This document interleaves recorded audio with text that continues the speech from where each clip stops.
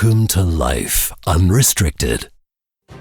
This is your show if you're sick of living a life controlled by food and exercise rules, and if you're ready to learn how to accept yourself and enjoy the heck out of life. My gig is about body image, femininity, self-worth, and resilience. Come on, let's walk side by side as we slowly step out of restriction misery and unlock our true selves. Your host, Merritt Boxler, is a former national radio DJ, freelance journalist, speaker, and writer with a passion to make women feel good in their bodies. This is a show brought to you live from Switzerland. Hey there, sweet radicals. Here we go again. Time for another round of sanity preservation. And if after listening you feel sassy and ready to shake and jiggle your booty, then that will be entirely Zoe's fault. This amazing woman is literally capable of making women feel like they can conquer the world, exactly as they are. So I'm afraid I can't take no credit for that. In any case, some verbal foreplay seems appropriate. So how are you, lovely radicals? How was your week? Man, here in Switzerland, winter has made a mean comeback. Is that happening where you are too? I mean, I'm talking return of the freezer here. Like one day we were out in shirts and sneakers, people sitting outside in the sun, nature blossoming everywhere, people moving their plants out from their winter spots. Drivers already had their set of, summer tires mounted. I had my little heater finally removed from my living room, and then bam, back he was, the mofo. Is winter even a he? I think simply because it's called der Winter in German, which is the male pronoun, I totally turned winter into a grumpy, bearded, white older guy. So much for objectivity here. Anyway, dramatic temperature drop here, snow, rain, wind, more snow, sniffing noses, people pissed off and stressed, and yes, I might have bitched about the actual reality too. Interesting how little it takes and we humans totally lose our cool. Mostly if stuff doesn't go our way, we're awfully quick to blame and judge, right? And as I learned from my work with Byron Katie, it doesn't really do me any good ever to argue with reality because reality just is. I can either lose my marbles over it, give myself an ulcer or a stress hormone poisoning, but that doesn't make the snow stop falling, does it? But somehow I wasn't feeling so well anyway, had a few suboptimal run-ins with my inner gremlin, overwhelmed myself with the production of the podcast, spent too much time alone, had a flare-up of my nerve pain in the back. So I already kind of felt like an old Ukrainian nuclear power plant inside when it started snowing and raining and winding relentlessly for days on end. And so I took the opportunity and revisited that stuff that I studied with Byron Katie, and I realized, damn, I still argue with reality way too much. I often find myself throwing an inner tantrum if stuff isn't playing out as I had planned, totally forgetting about my privilege to be alive, gratitude left forgotten by the wayside, the whole shebang. And as we know, when that happens, we often don't even realize how defensive and reactive we get, right? So the other day, someone quite roughly bumped into me from behind as I was standing at the bus stop. And I was already in that Ukrainian power plant state, inside. And I immediately went into defense mode and I wanted to shout something like, "Can't you watch where you're going, idiot?" Which of course I didn't, but wanted to. But then a second later, I realized usually when I react like that, I'm not really the angry bitch one might perceive me to be. In this particular situation, that rough bump took me completely by surprise, and my brain immediately registered threat, red alert, and went into defense mode. And one of my go-to reactions to unexpected threats like that is sudden anger. I hate it, but it happens. And in reality, This is only a cover-up, I think, because I don't like to be reminded of my utter vulnerability in this world. And I would assume that was exactly one of those situations where you realize that basically anything can happen at any time. So it's much easier to just yell, "Idiot!" at someone, or at least think it, than to be open to the other perspective. Simply because I perceived him to be rude and a threat, my brain made him an idiot in a split second.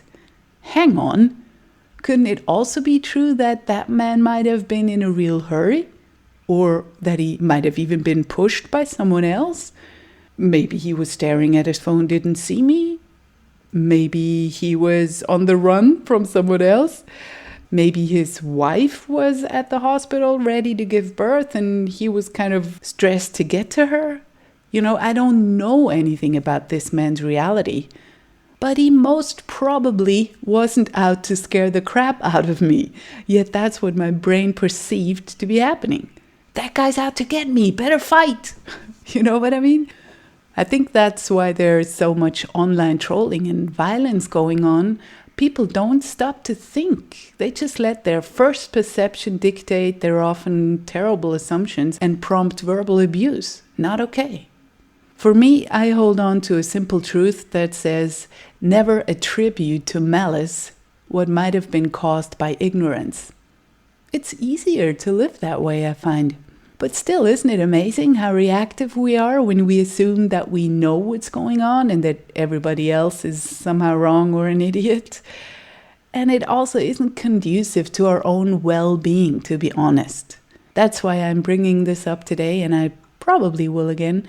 I personally think that on this journey we're on, self-awareness is one of the keys. And mind you, self-awareness isn't just all great and wonderful. It can suck. Because in each and every one of us, even in the person that claims to be the best person on the planet and has the best intentions, there are dark parts. And the more we acknowledge them, the more we can work with them. If they remain repressed and denied, they might end up running us. And that will cause us much more pain than to acknowledge that we all have parts that judge, parts that get jealous, parts that think we know it all, parts that think we're a piece of shit, parts that want to one-up other people, parts that feel hopeless, parts that feel angry, and parts that feel competitive. So, big deal. We're humans. And the more parts of ourselves that we accept and recognize as deeply human aspects that we all have to different extents, the less judgmental and blamey we get. And that, I would say, makes us much more easy to be around and generally more at peace with ourselves and the world. And hey, radicals, I have joyful news to share. The good news actually has names. This past week, Judith, Jana, Ellen, and Haley have become official supporters of this show. As you know, I use the platform patreon.com to keep me from going bankrupt with this podcast. So every time someone makes a pledge, it makes me very grateful for several reasons. First, it gives me the safety to know that I can keep doing this for the time being. Second, it makes me feel fuzzy inside because I feel you guys appreciate my work and are willing to show me this by actively contributing to the existence of this show. And third, it makes me feel a sense of hope by knowing that there are people out there who are seeing the greater cause of the show and that there are people out there that see that with their financial support, they're actively helping to spread the message. So they're actively helping other people. So thank you, Judith, Jana, Ellen, and Haley, for being part of this great mission to help women find peace with their bodies in a world that constantly tells them to go to war with them. For those of you who want to find out more, please visit my site on patreon.com. You can find it at patreon.com/lifeunrestricted. And yes, every pledge you make can also be cancelled anytime. There's no shady business going on there. And also, there is tremendous value in you writing reviews for this podcast on iTunes. Do you know that? First of all, any thoughtful 5-star reviews make it much more likely for other people to take notice of this podcast and give it a listen.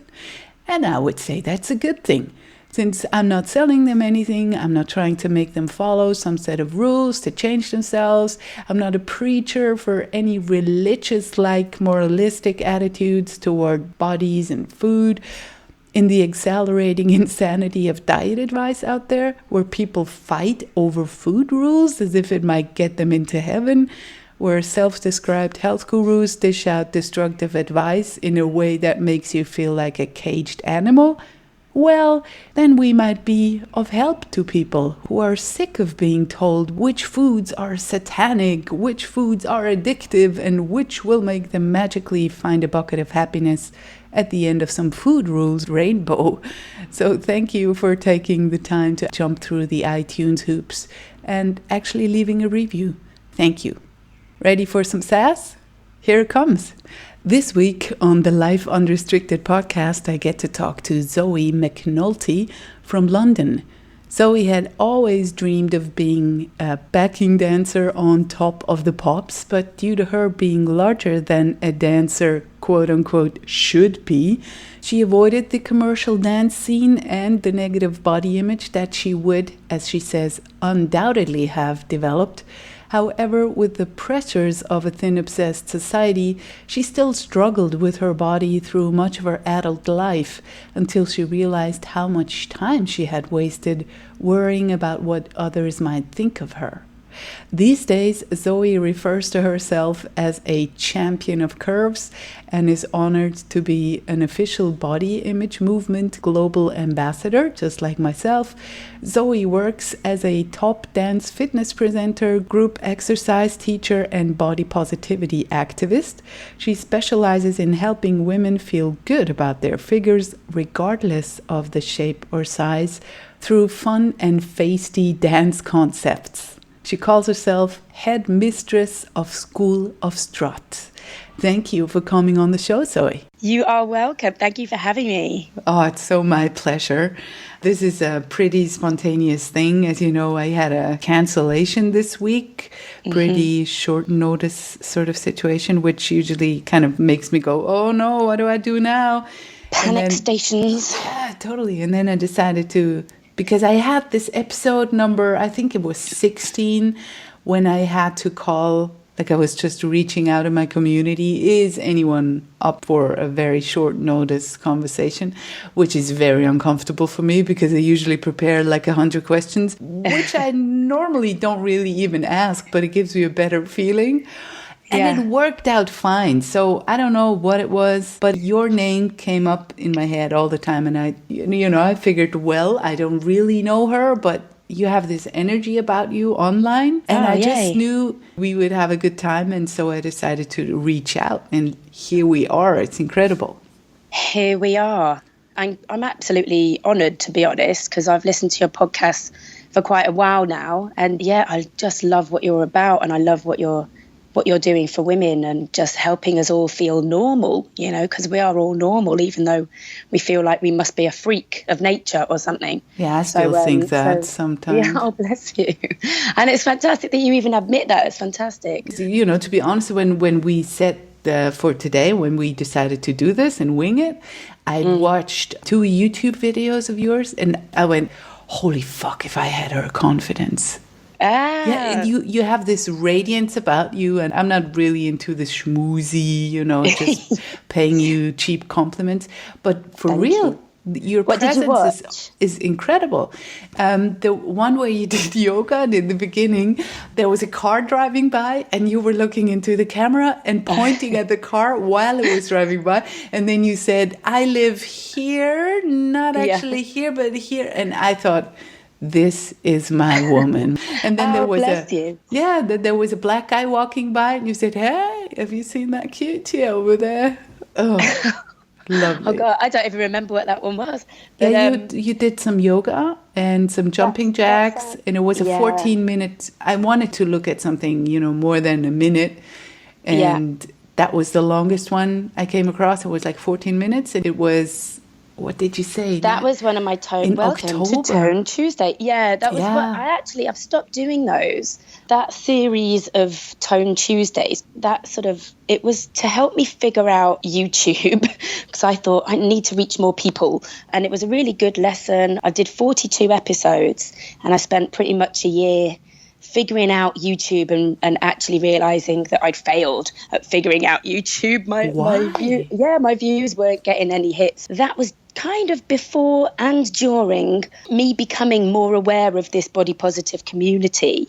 And since discovering more people who just don't want to take that BS anymore, who just, then earn your lunch bullshit. Yeah, exactly. I kind of realized that I've come from the fitness industry and I think I was trying to compete with the other fitness people, and that's just not who I am. I've come from a dance background into the fitness world, and so as a dancer in the fitness industry, I actually been more accepted in the fitness industry for the size that I am than I would have been in the dance world. But even still, I've kind of had to step away from the fitness industry because of just the madness that's going on right now. Mm-hmm. So, some of the classes that are out there at the moment, there's one called Flatline. Do you know about that? Flatline. Oh my God, even just the name gives me chills. You can hear it. They have paramedics on standby. What? In case you flatline. I'm not even kidding. Oh, there are workouts that are called, I'm not sure, but I think Insanity? Yes, Insanity, yeah. I never saw it, but I thought, wow, this is really getting out of hand. Like when I started going to gyms and when I was not obsessed yet, 25 years ago or so, it was all pretty normal. But now they're calling it like the pain is in the names and the harm is in the names, and at the same time they're kind of trying to make this sound cool, like hurt yourself and earn. It's getting so weird that I don't know if it's because I've woken up a little bit that I can't stand it anymore, but I don't even see how people could be drawn to that. But they are. They are. Like you say, they're like you said, you've woken up. They're still asleep. They're still thinking that pain is gain. They must feel some kind of, it's a punishment. Like people only feel like they've benefited if they've punished themselves. And I think that comes down to the feeling of guilt that's sort of bestowed upon us continuously with with all the images in the media, this inability to be able to keep up. But I'm damn well going to try because it's life or death, I must survive. Survival of the fittest and all of that How did that evolve into this cruel approach to exercise? It is cruel, isn't it? It's supply and demand. I mean, I've worked in the gyms in London for the last 20 years, and in the last 2 or 3 years is where it's just gone mental and where people actually don't want to enjoy their workout anymore. They just want to be beasted. They just want to sweat. They need to burn the calories. And it's because that's what they're paying attention to on Instagram. The only way that they can get those bodies, they've been brainwashed. They've fallen for it. But then how does a workout even look? I mean, it sounds harmful. It is. And I think all the physios and osteopaths are all like rubbing their hands together going, this is great because everyone's injured, which, actually is then making things worse because someone then gets injured, can't work out or continues to work out and injures themselves chronically. Yeah, and that's then what I did. And just being unhappy. Like they never reach that phase of being happy because they've never reached their ideal body goal because it doesn't exist. Mm-hmm. But they sure are successful at making us believe that. Imagine, especially for women. I mean, I listen to a lot of podcasts and some of them are comedy podcasts, sadly with millions of listeners, and every time it's about weight, whatever guest is on, women and men, it's about what's the latest workout, or hey, you've let yourself go, or how did you do that? You've lost weight since I last saw you. And they talk about workouts, and it seems to me that there might be a male approach to fitness that is simply not applicable for women because we don't work the same. And if we try and act like men and beat ourselves into the ground, that I think a female body cannot be made for that. It's not, Agreed. it's just totally beside our Agreed. nature. So I don't understand how we've But gotten so far. we also fall under that whole equality trap, you know, like, no, yeah, we are equal. We're just as strong as the male sex. And we are equal on many levels, but I would say, I don't know, it depends what they want to do with their lives. These women who are this whole strong, not skinny culture that really it gets my goat. It's just as much pressure as let's just be as skinny as possible. Let's be skinny as possible, but with muscles on top. But at the same amount of costs for the woman, because either she is starved or her hormones are going to be out of whack. Her bones are going to suffer if she treats herself like that. You know, when I was younger, I was very impressed with how Madonna looked. And now looking back, they were destroying themselves. And when she talked about eating, she ate like algae soup or whatever her personal chef made for her in the portions that she was allowed to eat. Like, oh shit, what a life. And if somebody looks like that, if a woman looks ripped, quote unquote, like that, it is not healthy for that woman. I cannot. No. I'm not a doctor, and she won't have been having periods. No. So why should I applaud that? Don't teach me how to be sick. And I don't want other people who are yet innocent going down that road because she acts like she's all confident and she has it all together when in fact she's sick. She doesn't have it all together. What is a six-pack about? Nothing. Oh, goodness, no. No. It doesn't warm me. It doesn't make me a better person. It's not even beautiful. It's like, why would anyone want? I don't get it anymore. I kind of get it because it's something unattainable, that the only way that you can get it is by really, really, really working hard. And therefore, they would be applauded for like a badge of honor, you know, like, so we go to university or college or whatever, and we work and we work and we work and we get that thing and people go, wow, that's great. And here's the reward. Here's a decent job. You know, it's not necessarily like that in these days, but that's the idea. But nowadays that you're rewarded for having that body, that beach body. But for a woman, this would be a badge of self-harm. Yeah, that's it. That's it. And now that I look at those women, you know, the bikini models, etc., or Madonna, you know, even at her age, still going through all that torturous. Yeah, all I see is just unhappy people. You know, I see it as I can't applaud it. Yeah. I've got friends who are losing weight at the moment. You know, they're really trying hard, and I think, what would you want me to do? Do you want me to go, well done? Because I can't. I won't. Mm-hmm. You know, I don't think you're doing yourself any good. In the slightest. But it's strange, the reactions we get. Sometimes I just go, look, I'm not interested in your weight. I think you're brilliant anyway. And then they get slightly pissed because they want me to pat them on the back and say, wow. And I'm like, I'm not impressed because I know how much it hurt me, you know? Exactly. And the last time that I lost a lot of weight, it was because I'd broken up with my boyfriend. We all do it, don't we? We have a breakup, right? We might go through a couple of months where it's difficult to eat because you feel so sick and you drop a load of weight. And, you know, the fitness industry, like all these opportunities were coming to me. Oh, Zoe, you look so great. I'm thinking, but I'm broken. I'm broken inside. Please don't applaud me. You're conditioned to stay sick almost if you're not strong enough. Exactly. One friend said, every cloud has a silver lining, Zoe. Yeah, that's the worst. What? Did you see the article online where a woman who got cancer and she got compliments for losing weight?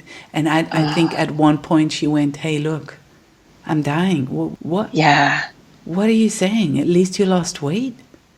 And that's insane. That says a whole lot of what is wrong at this very moment in time. With culture, exactly. And I think maybe we have to reach a tipping point where people just go, hey, okay, this is ridiculous. Like with Trump, people go, okay, now we're going to go marching. This is just so much over the top that people are actually doing something. So maybe we have to reach a point where it is so sick that more and more women are standing up and saying, hey, I'm so done with this crap. Yeah, I do feel that there's a shift happening. There really is, you know, with the group of women who I've become aware of recently, yourself, Sarah Vance, Summer Inanen, Virgie Tova, you know, all of these women who are like, Oi. And with the body image movement, which I know you're an ambassador for as well, aren't you? Yeah, you too. Have you seen the film yet? No, I don't even know if she's coming to Switzerland. I contacted her before she was going on the whole tour. So Yeah. right before she went, and then I had an okay to have her on the podcast, and then the whole thing, thank God, caught fire. Yeah. And she was caught in a whole storm of having to travel, and with her kids and husband and there, and everybody wanted to talk to her. So that kind of got put on the back burner. But I can see, I don't think she's coming to Switzerland, and I might catch her for an interview once things quiet down a little bit. So I think at the moment they're focusing on North America. Yeah, I think Canada. Summer in and posted something about it being in Vancouver now, but but you saw it.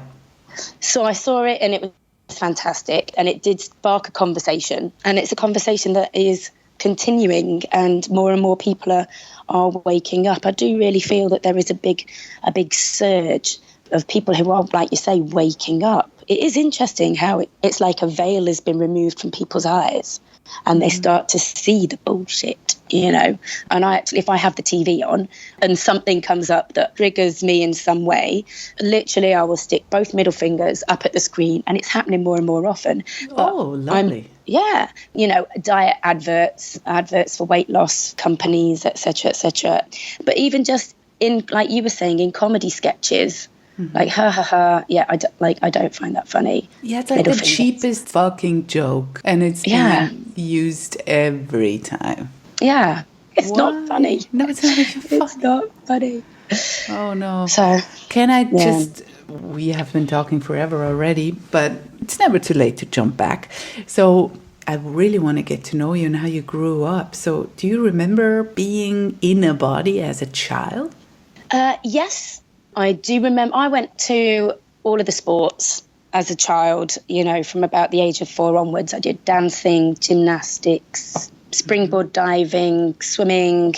And I could just tell I was a different shape from the others. You know, really not much, but I had a little belly. And I don't know if there were comments made, but I just felt it that, I'd say as a dancer, I didn't have a dancer's body. I knew I didn't have a dancer's body, but I loved to dance. As it was required back then, even more so than today, right? Yeah, exactly. Although it didn't stop me from like getting the starring dance roles, you know, because I was so good at what I did. Did you start to feel that there's something wrong with you, or did you not adapt this thinking? No, I think I've always thought I'm overweight. And I hate to say it, but it kind of came from the whole diet culture thing. You know, it was prevalent in my house. We didn't have anything naughty in the house to eat. So whenever I had some pocket money, I would run down to the shop and get some chocolate. And I'd shove it all in my mouth all at once and know that it was something naughty that I shouldn't have done. My mum ran a slimming club for a short time. She was still is very good at counting calories, knowing what's in everything. And was she criticizing your body openly? Yeah. There were times where she advised that it would be good if I lost some weight, yes. For visuals, I think, for aesthetics, like you'd look a lot nicer if it was just a little bit off. And I had my calories restricted for me. She just thought she was doing the best thing, I know. And she probably was, but not for me mentally. But I think it was just very normal for my mum's era, you know. Yeah. She was really, really cool. She went to, her and my dad in the 60s, they were the cool people in Manchester. My mum's fashion, she created her own fashion. She created her own outfits that were like shockingly, outrageously gorgeous for the time. She was the first woman in Manchester in the clubs to wear a pantsuit, so a trouser suit. But she had the back of the jacket cut out completely, so the whole of her back was bare and the skirts were short. So everything else exposed. This was the 60s.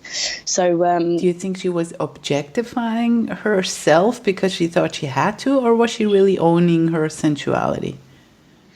I have no clue. That's a very good question, but I have no clue. because we're so used to it as women that we automatically sometimes just subconsciously say yes to objectifying ourselves because it's just what we are supposed to do. But ever since I've woken up to that, I'm like, fuck you. I'm not putting makeup on for anyone else except for me. And for me, I might do it once a month.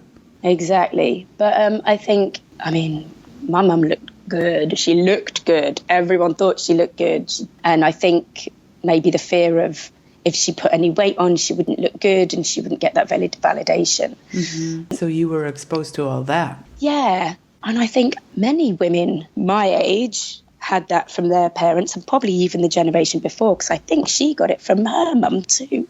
My grandma had a problem with her thyroid. So years and years and years ago, like, we're so old. And she was older, but she had an operation on her thyroid and it went wrong as far as I understand it. It went wrong a little bit and it fused the thyroid, which meant that it was permanently overactive. So she was teeny tiny. Mm-hmm. So because of that... But not healthy. But not healthy, no, exactly. Hyperthyroidism isn't funny, just as not funny as hypothyroid. Yeah, but I think she was not secretly, I think she was openly really happy that she had this situation that meant that she was so skinny and tiny. Yeah. And I think that my mum might have had some kind of emotional battle with that because my mum had to work hard to keep the weight off. Yeah. So I wonder if as growing up, and actually at Christmas I had a discussion with my mum. It didn't go very well. Where I wondered I was actually openly discussing with my cousin and I was saying how it's not good for kids' psyche when you're around diet culture. And then obviously mum came into the conversation and she said, well, I never saw any evidence of you being affected by it, as in you didn't get anorexia, so obviously there wasn't a problem. But yet I look back and I feel like up until about the age of 33, where I began to become confident, I wasted my 20s worrying about what people thought about my body. Just because I didn't get anorexia, thank fuck, doesn't mean that my body issues are any less valid than someone else's. And I guess there's probably a lot of women who listen to your podcast who never had an eating disorder but yet still face so much pressure on a day-to-day basis. Mm-hmm. Yeah, I had never had a diagnosis until I got this Ritalin, which is basically the same consequence as if you had hyperthyroidism, because it's speed, but I got it for ADHD. I didn't know it was speed. But all of a sudden, the weight just started coming off. And I felt I got immediately psychologically hooked on something that, it took me 3 years to decide hey, that's enough. You cannot drug yourself just to stay skinny. And now I know of so many people who do just that, be it with other drugs or, by any means.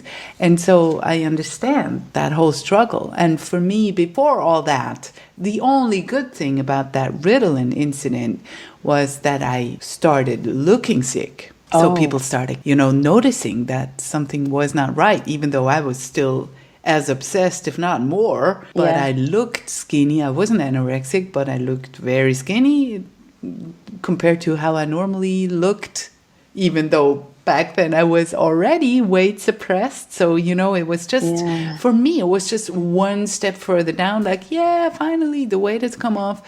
But I was already weight suppressed for 20 years. I did everything I could to not be as big as I was when I was 19. So I was under all this pressure, but never, ever had I thought, eating disorder? Me? What? Just because I'm exercising and I do only eat this and this? It's not an eating disorder. So it had to become really, really bad. I really lost my shit. I just had nervous breakdown. I was weak and cold and bones and blah. Oh, dear. But I did not have anorexia. So that made me realize, wow, You know, like with a puzzle, the pieces started to fall into place. Like I saw so many women suffering, and just like I did, they didn't think they had an eating disorder. So the suffering and there's so many women in the fitness industry as well that, you know, that's exercise bulimia. Let me tell you. Exactly, exercise bulimia. And also a new one that I only discovered recently, that orthorexia. With, you know, the obsession with clean eating. That's terrible. It really gets to people. At first, I didn't really know what I should think about it. But then I heard many women talk about it. And when those women spoke up, how this obsession literally took over their lives. Yeah, and they it's didn't crippling. eat with their And then I realized this is serious. You know, it's not just, I'm eating healthy, but those women wouldn't go anywhere or on holiday if they didn't know. Just no freedom. You know, we make our own cages. Yeah. Be it with exercise, be it with healthy eating, be it with clean eating, be it with not eating. You've just almost explained my friend Nicola. She kind of woke up recently from her orthorexia, and I didn't know about it until then. And she's I thought she had exercise bulimia. All right, I didn't know. I think she might have had both, to be honest. But she used to have bulimia years and years and years ago, and then thought that she'd gotten better by rules of clean eating. I heard her say she had exercise problems because she was exercising all the time to keep the weight down. I remember she told me that she couldn't enjoy her holiday with her kids. And funnily enough, I never heard her talk about her kids at all until she woke up, and then she started spending time with her kids, whereas before she was in the room, but she was thinking about her meal, or, you know, what time can she eat? Workout. What workout do I have to get done? She was absent from her life. And we don't notice it because it sneakily takes up more and more space in our head and in our lives, that we somehow don't notice how bad it's really gotten until we wake up and we go, how did I live in that prison cell? But she's still in the fitness industry, though. She's still in the fitness industry, yes. And she's trying to find that balance of what she puts out there in terms of, I think we're all still on that learning journey of how we frame what we do. For me, it's easier because I teach dance. Tell me about your 20s first. I would love to hear your experience during all those years when you felt like there was something wrong with your body. Yeah, so I mean, my weight has fluctuated up and down for my whole life. But, you know, I do look back at photos of my 20s and think, I don't know what I was worried about. But then again, the people that I was hanging out with, they were mega slim. So, of course, we compare ourselves to those people around us, you know. And I was at university, I was with a whole load of dancers. So I was comparing myself to the dancing world. And then I used to live and dance in Ibiza. I was a podium dancer in Ibiza in my early 20s. And so everyone out there was very slim. And so compared to them, you know, I wasn't quite as slim as them. Looking back now, there was no issue. I don't know what I was thinking. What age was that? Say 20, 21, 22. Yeah. Very vulnerable age also still, you know. Yeah. Wanting to fit in and everything. I would relate definitely. To that 100%, yeah. And, you know, hanging out with the cool kids, really desperate to fit in. Yeah. And I think the slimmer you were, the cooler you were. Or that was my perception at the time, not necessarily the truth. And actually, if I speak to those people that I knew back then now, they were all deeply insecure, but looked so confident, putting out there that they were so cool and confident. All living behind a mask nowadays. Yeah. And, you know, that still happens now. Yeah. So you started dieting, or you just kept on dieting through your life? Yeah, up and down. I've had times where I've dieted successfully, let's say, and times where I haven't really been bothered. You know, there's no pattern. But it was on your mind. Yeah, always. From the moment you wake up to the moment you go to sleep, there's always something, you know. And I live and work in the fitness industry, so the talk is there all the time. And I went into the fitness industry if I'm honest, to try and keep my weight under control. What That's better why possible so way? many people. I know. And it absolutely backfired on me, because I became the tubby instructor. I became the chunky instructor because I was, at several points in my career, I've been so overworked that my body has never had time to recover, and therefore just pounding and pounding your body detrains, gets less fit the more that you do, and ends up actually gaining weight even though you're doing all this cardio. So that plan completely backfired. Yeah. I mean, I was lucky to realize that even being a tubby instructor, it wasn't hindering my career as such, because I'm good at what I do. That has, my career hasn't suffered because of my size, thankfully. And as I began to realise that, I thought, oh, this is great. This is my thing. This is my hook. I'm a plus size fitness instructor. That's great. That's what I'll just go with that. And that's how I've kind of continued. Did you hit sort of a rock bottom after your 10 years of suffering? How did that develop? Oh, okay. So there was one rock bottom that I hit. I was wearing a short denim skirt, and someone called out, "Oi, chunky thighs," or something from a car, a white van or something. "Oi, chunky thighs." And I actually thought my thighs were okay at that point. And then I realised, oh no, my thighs are too chunky. I employed a personal trainer at that point, and he told me all the tricks of how to drop fat really quickly. So I was on a very unhealthy diet of protein bars and Baby Bell cheese and nuts and chicken and virtually nothing else. And weight dropped off me. I was skinny. I had so many compliments, but I think, as many people who have the same story would agree, that I was, miserable. I couldn't enjoy life. I wasn't allowed any alcohol.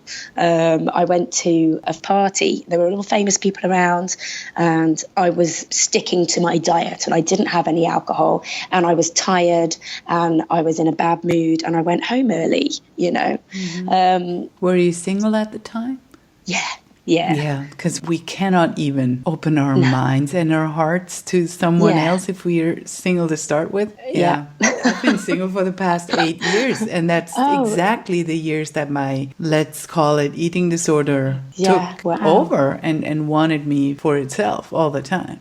And so, of course, I wasn't radiating sensuality and readiness and flirtiness. We think that that's what it's going to give us. Yeah, that's the irony. That's the irony. Oh, my God. Dear. Ever since, it's gotten worse and worse and worse. And then the dip happened with the Ritalin. And, sex could have not been further from my mind. And guys were not lining up, let me tell you. I did not even meet guys. And I thought I need to look like this. And then they would come flocking in. What is happening?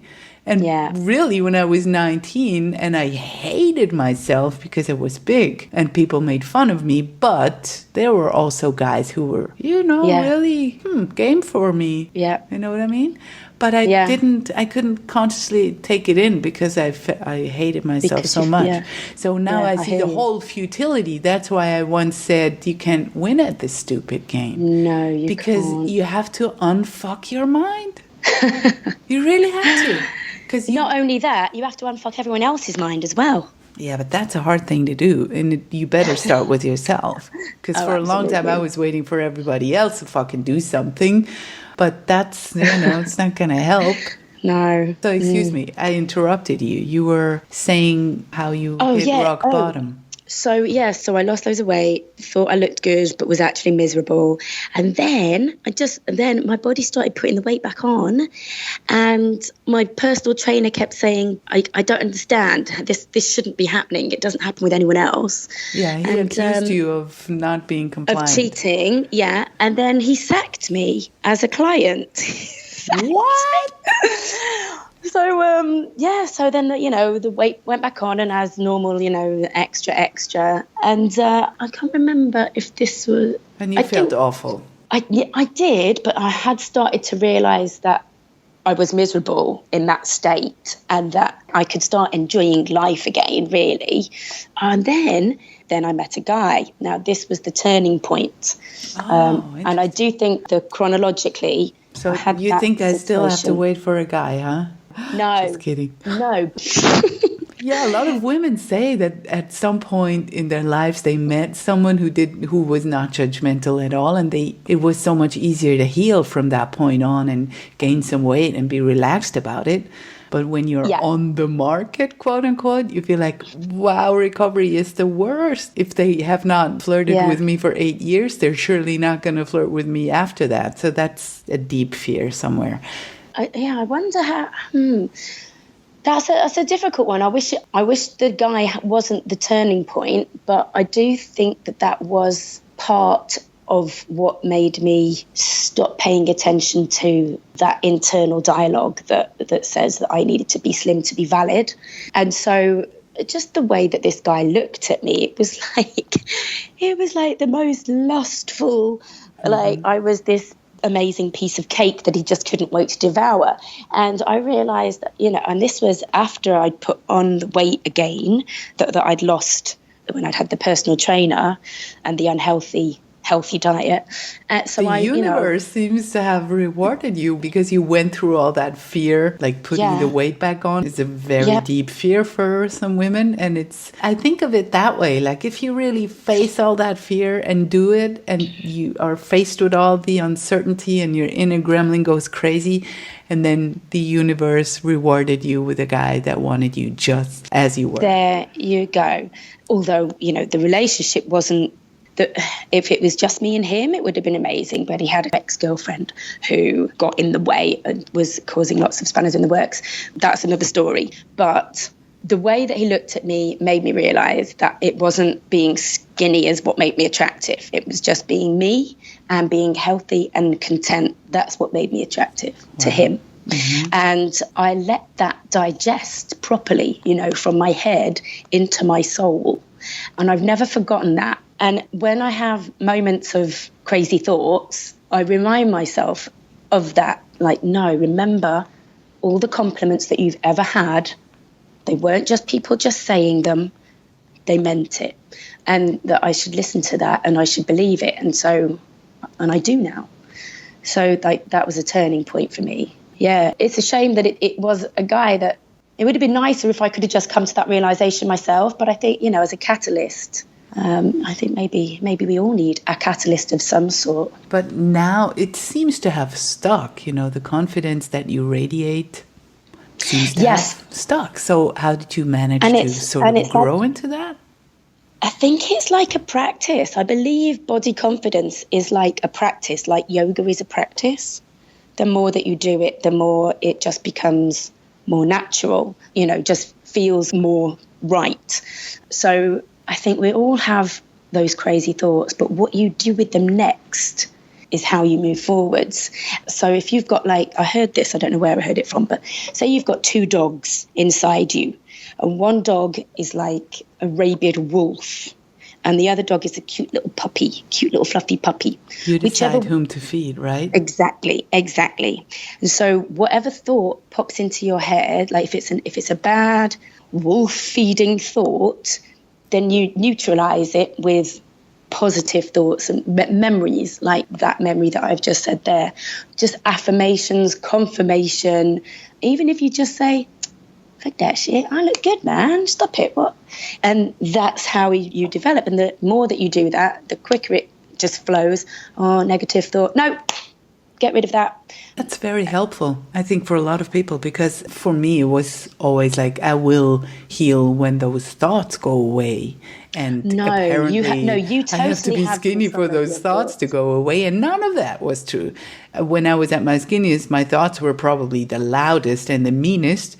So, it's important for all the people listening to know that this voice will always be there. What matters is the way we deal with it. Tom Rutledge actually said it really good.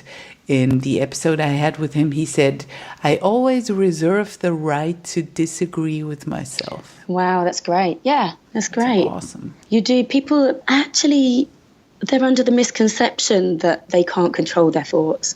Why You don't they totally teach children? I mean, sorry. They teach us Yeah. algebra and all that crap that we could look up in a book, but they don't teach you how to manage your feelings and that you can actually distance yourself from your thoughts. I mean, Yeah. that was news for me when I was 40. That sounds embarrassing almost. I think there's a million people who'd identify with that. Yeah. So Definitely. you discovered that earlier and you started to work with your mind a little more. That's it. Well, I don't know if you've seen any of my dancing videos. I But- saw the intro and one that you posted, and I was Okay. just blown away by your confidence. Thank you. I enjoy watching myself dance because I think I look great when I dance. Wow. Which, people might go, oh, check her out. She's right up her own bum, isn't she? But You have to be your own cheerleader, and you are. Yeah, That's right. the amazing thing about you. so I figured out a way of moving that makes me feel good. And working in the dance and fitness industry, that's really important. I don't want to do a million burpees. I don't want to do press-ups. No, I just want to move in a way that makes me feel confident, makes me feel sassy. So if I have a negative feeling, a negative thought about my body shape, yeah, but come on, Zoe, you look good. And all I need to do is just sort out my posture, hold my head up high and strut down the street. And I know that that's powerful in itself, that strut, which is obviously now why my company is called School of Strut. But And, what would you say to a woman who would say, yes, no wonder Zoe says that. I mean, she is beautiful and she dances like there's no tomorrow and I don't look like that and I can't dance. So it's about a feeling. So replacing that negative feeling with a positive feeling. And I know I look good, but I feel better. I feel better than maybe even I look. And so I would say, don't think, it's all right for you to say, just do it and try it. Everyone out there knows that feeling when they're listening to their iPod, and their Walkman. I'm thinking because actually I did this as a kid, walking down the street, I would imagine that I was in a Madonna video. Now everybody knows we were born in the 70s. Yes, exactly. So, that little strut down the street to the beat of the music. Everyone's done it. You've done it, yeah? Yeah. You must have done it. It's probably really a state of mind, the ability to strut. It is. And think about John Travolta in, Saturday Night Fever, is it? Where he does the strutting down the street at the start of the film. I don't watch movies with Scientologists in them. So. No, I'm kidding. That is a very, very good point. But yeah, it's a state of mind. It's just taking yourself out of your current situation and putting yourself in this little bubble of fuck yeah. Yeah. I'm connected to a woman from San Jose who owns the Curvy Girl lingerie, and it's incredible. They have their catwalk shows with, I say it as she would say it, fat women in lingerie. Beautiful. And it's amazing. And they all strut. And you would think that strutting is only for, the Lady Gaga, Madonna sort of woman. But it's not. And that was what boggled my mind because I did not ever have the courage to even think about strutting. Yeah. Because there was the resistance from a feminist side going, I'm not here to appeal to a male gaze. And I'm not. But that's not what it's about, is it? Yeah, right. Not what it's about. What is it about for you? It's about that positive feeling and about destroying that rabid wolf, getting rid of that big, bad, scary dog and feeding the puppy. Yeah. And it works for me. And I've got countless stories of how it's worked for other women as well. Some really amazing, uplifting. So quite recently, someone posted on one of my videos on Facebook, a video of one of my strutology classes. They posted a photo of their newborn baby that had been conceived the night that she'd been to my class. So she felt she went home and she did the dance routine for her husband, led to one thing, led to another, and she conceived. There was another lady who had saved for years and years and years and years for tummy tucks, and she had her children. She had 3 children, and until that point, she hadn't been in a financial situation where she could have a tummy tuck, but she saved her ass off. But then came to my class and realised with one session that she was really hot just as she was. Yes. And she cancelled her tummy tuck, which is incredibly powerful for me, Yes. because that's someone, putting their life at risk. Yeah, for treat what? yourself to holidays, whatever, And but exactly. certainly And not since spend then- money on since- cutting open. Yeah, and then since right. then she's met her now husband, who is considerably younger than her, and so she's just living like he thinks she's absolutely stunning. Yeah, she didn't put herself under life-threatening surgery, so that's I love incredibly stories like that. powerful. Yeah, ladies who have lost a breast, ladies who've had a stroke, who haven't felt that they could look in the mirror, or they felt dewomanized, they haven't felt feminine in a long time. They've come along to a class and, they're in tears at the end of it because they realise that they're still a woman, and, it's touched them on a really deep level. It's things like that just kind of spur me on just to carry on doing what I'm doing. It's probably just the same feeling that I get. Like, it's so important to give that feeling to everybody that there's room for everybody at this table. Exactly. Whether you have lost a breast, whether you have given birth to 10 children, whether you have disabilities, whether you have chronic illnesses, whether you're big or small, it does not matter. And that's the exact opposite of what we are being told every day. Gosh, yeah. But the truth is that there is room at the table for everybody. Yeah, exactly. I've even had a lady in a wheelchair come and do stratology. Oh, lovely. How do you teach your classes? Tell everyone who doesn't know about stratology in the School of Strut. Okay, yeah. So stratology, it's the sassiest dance class in the stratosphere. See what I did there? Sorry, cringe. So with stratology, I know. So if you see like a video of the final performance of a class, we wear high heels. It's not compulsory. It's an added advantage, but we aren't doing the whole class in 45 minutes or an hour. We do that mostly in trainers, and the heels go on at the end. So we're learning a dance routine. It's really easy to follow, very cute, makes you feel very girly. And then we have a strut off. And this is where the inhibitions are really left at the door. So we get our heels on, and it's so simple. We do 8 struts down to the middle of the room, 4 sexy poses, whatever they feel like, carry on strutting, and a little wiggle at the end. And everyone in the class is cheering whilst we're doing that. You might do it in groups of 2, 3 or 4, whatever. That would be a huge challenge for me. Huge. There you go. Showing myself, I can't even walk in heels. I would feel awful. Yeah. Well, as I say, the heels are totally, I'm just optional. A tomboy. That's fine. You don't need heels to strut. It's like just an added little, oh, okay, now I feel a bit different than I did before. That's about a state of mind. I get it. Yeah, exactly. When I came up with this class, I didn't know that. I didn't realise any of that. I'd seen people doing stiletto workout in crunch gyms over in the States, and I'd seen they were literally squatting or lunging in high heels. That's and I ridiculous. thought that's insane. I thought if anyone's going to be doing some kind of fitness with heels, surely it's, functional training would be to go dancing. So it was more like a functional training thing when I first came up with the concept. But from the moment that I started teaching, I realised that there's something deeper to this.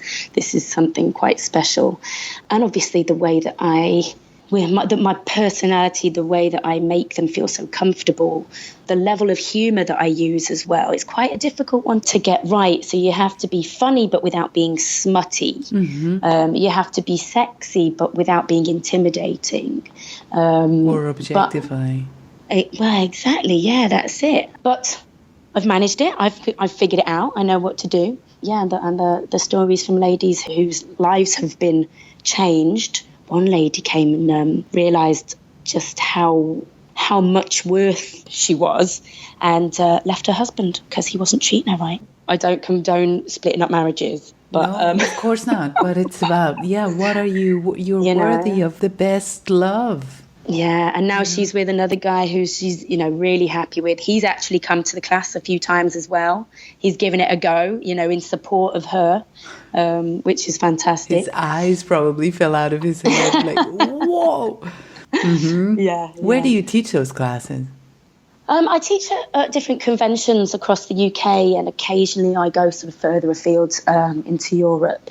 I'm soon to launch a class in London, but I haven't got anywhere on a regular basis at the moment. It does tend to be more for master classes if someone wants me to go and teach their group of ladies. This should actually be a chain. This is actually what I've started doing now. I'm now training up other instructors. Do you see what I did there? Yeah, totally. I'm so impressed. Mm-hmm. Thanks.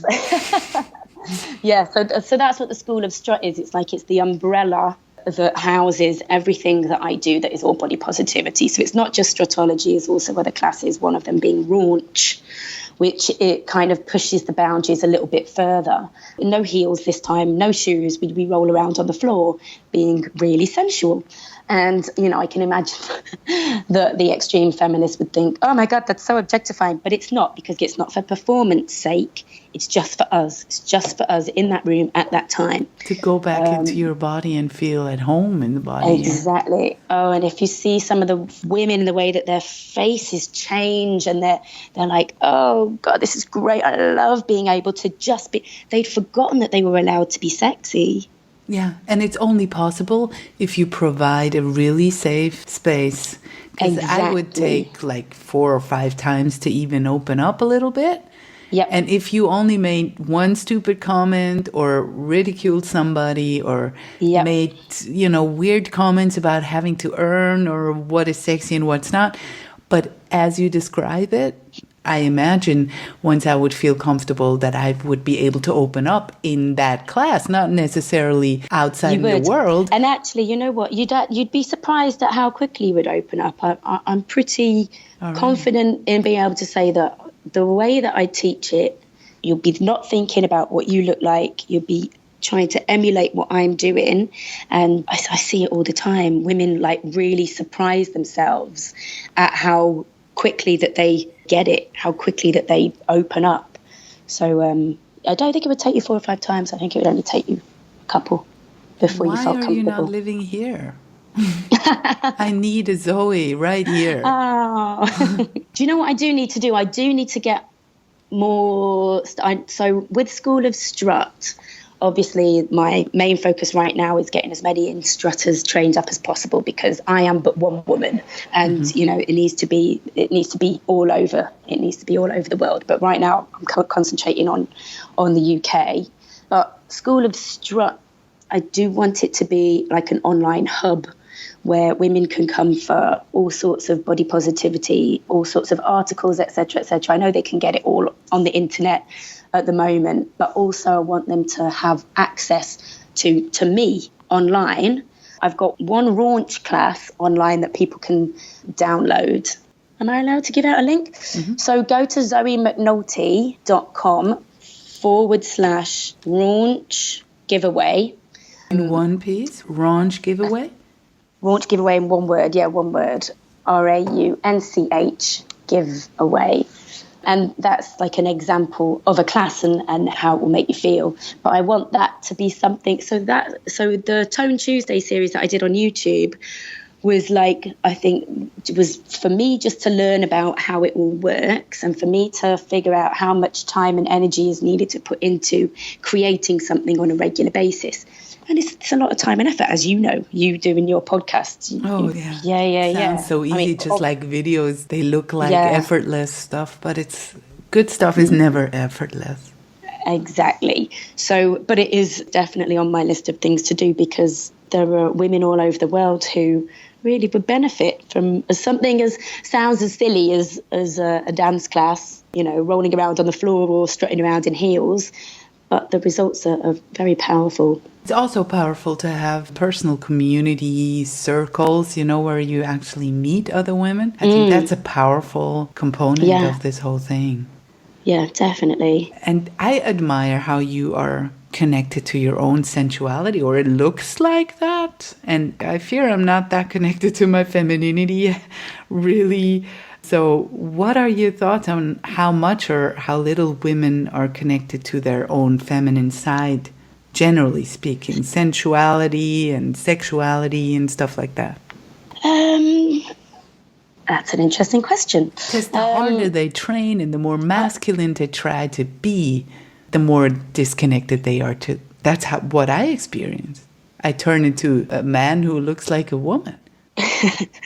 Yeah, women, I mean, from what I've seen, I come across more women who aren't connected to their sensuality than I do come across women who are. And I don't know if that's just because I spend most of my time with British women. I don't know if it's because we're British and therefore, it's frightfully uncouth to be sensual. I don't know if that's different throughout different parts of the world. I don't know how it is in Switzerland. Oh, we're totally the same. I think it might be a bit different in the South or Brazil, but, Western Europe. But generally Western, yeah. And I think a lot of it has to do with becoming parents, becoming a mum. I'm not a mum. And maybe if I had children running around, if I'm juggling X, Y, and Z, if I'm exhausted, like obviously sex and sensuality and all of that is right down on the bottom of people's lists of priorities.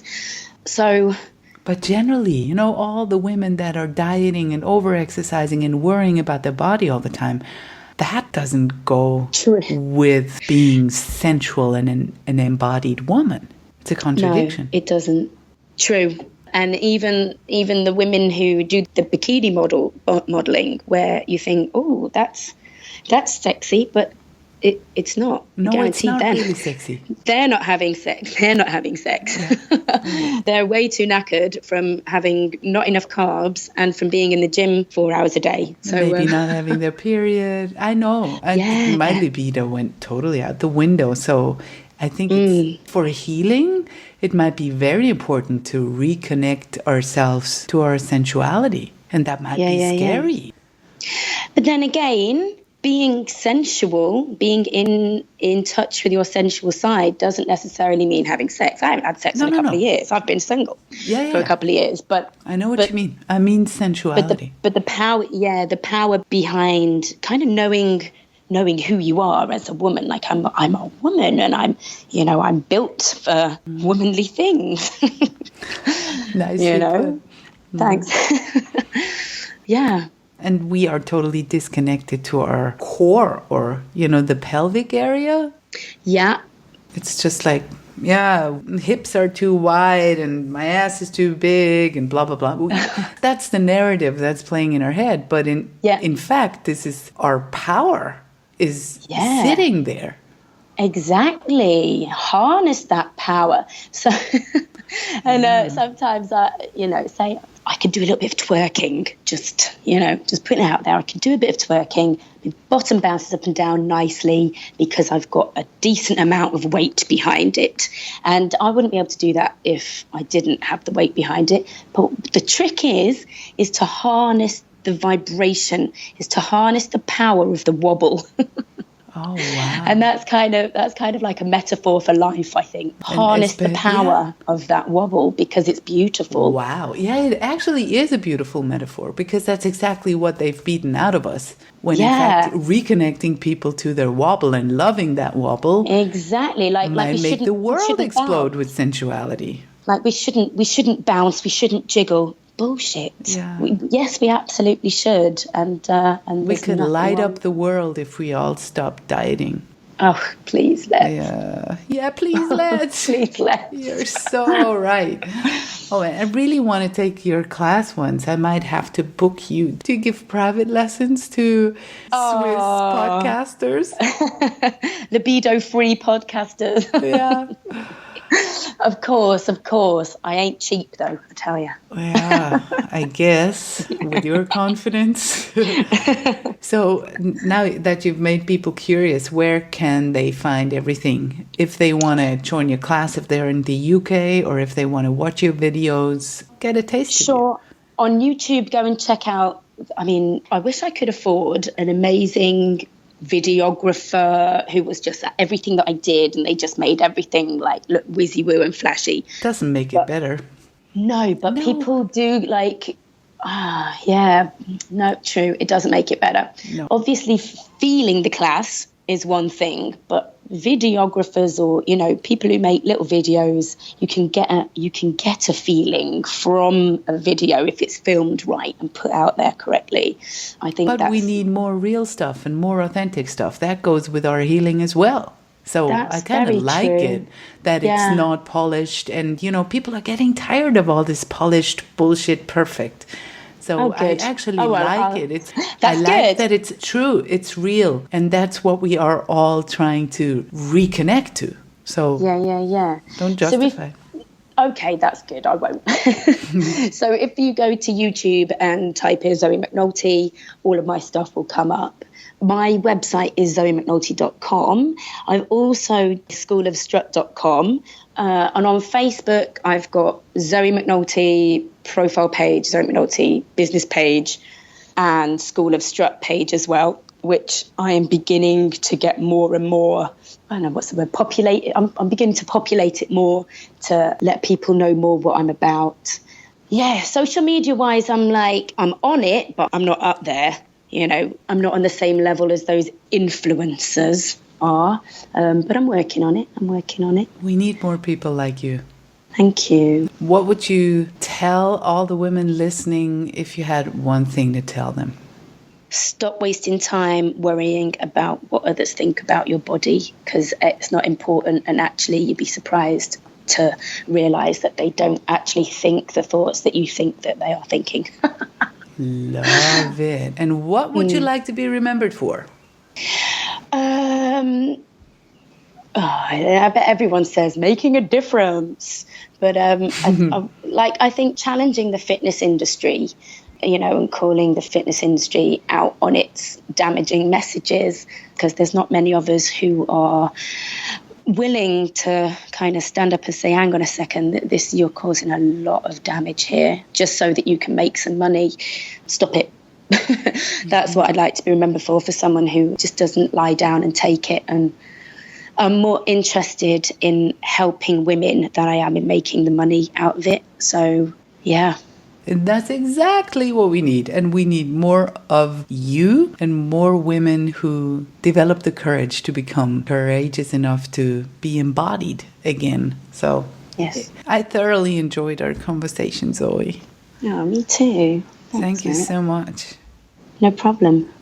This was today's dose of badassery from Life Unrestricted. Find the show notes with links to everything we mentioned in this episode over at lifeunrestricted.org. And if this show is making you feel good, awesome, make sure to subscribe and please let others feel good too. By leaving a 5-star review on iTunes, you'll help make this show more visible and therefore more accessible for others. You're the best. Thanks.